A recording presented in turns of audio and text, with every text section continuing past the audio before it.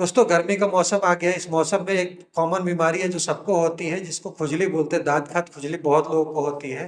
ऐसे में बहुत आपको बेइज्जती महसूस होती है अगर आप किसी सामने हैं और आपको खुजली हो रही है, तो आप इधर उधर नोचते रहेंगे तो ये बहुत गलत इंप्रेशन पड़ता है सामने वाले को। इसी केस के बारे में मैं आपको बताता हूँ। देखिए, ये दो भाई हैं, टीनिया क्रूरिस और टीनिया कर्पोरिस। जो क्रूरिस होता है ना, छोटा नाम है उसका, कर्पोरिस बड़ा नाम है। तो जो क्रूरिस होता है वो ग्रोइन एरिया में होता है, आपके प्राइवेट पार्ट में होगा। ठीक है, private part in the sense कि आपके ग्रोइन एरिया, जांग के आसपास, कमर के आसपास ही होंगे ये। जो कर्पोरिस होता है, कर्पोरिस आपके गर्दन पे, चेस्ट पे, आर्मपिट पे, ईयर के पीछे, फेस पे, इन जगहों पे हो सकते हैं। क्योंकि जो कर्पोरिस है वो ट्रंक में होता है और जो क्रूरिस है वो ग्रोइन में होता है, तो इसी वजह से आप इसको आराम से आइडेंटिफाई कर सकते हैं। इस पिक्चर में आप देखिए तो कितने अच्छे से इसका बॉर्डर बना हुआ है, और बॉर्डर बनने के साथ साथ इसके ऊपर मार्जिन भी है, और इसमें बहुत ज्यादा इचिंग होता है। आप देखेंगे इचिंग करने के बाद इसके ऊपर स्केलिंग भी हो जाता है।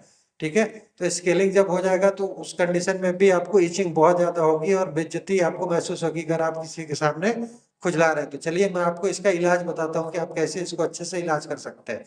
अगर आपको ये रिसेंटली हुआ है तो मात्र आप 14 से 15 दिन दवाई खाएंगे तो ठीक हो जाएगा, लेकिन आपको लंबे समय से हुआ है तो कुछ लंबे समय तक आपको दवाई खाना होगा। दवाई क्या इस्तेमाल करना है मैं वो आपको बताता हूँ। सबसे पहले आपको इट्राकोनाजोल ले लेना है 200 mg का। अगर आपका एज 20 ईयर के अबव है, तो 20 ईयर के कम है तो उसका 100 mg का पावर आप यूज करिए। 20 ईयर के अबव है तो आप 200 mg का इट्राकोनाजोल का टेबलेट लीजिए। डेली एक एक टेबलेट यूज करना है अंटिल वो खत्म ना हो जाए। मैक्सिमम डोज आप अभी स्टार्टिंग में 14 दिन के लिए लेके आइए और उसको एक्सटेंड कर सकते हैं। इट्राकोनाजोल के साथ में आप लिवोसिट्रेजिन 5 mg का लेके आइए, जिसको डेली एक बार ही यूज करना है। इट्राकोनाजोल भी एक बार यूज करना है, लिवोसिट्रेजिन भी एक बार यूज करना है।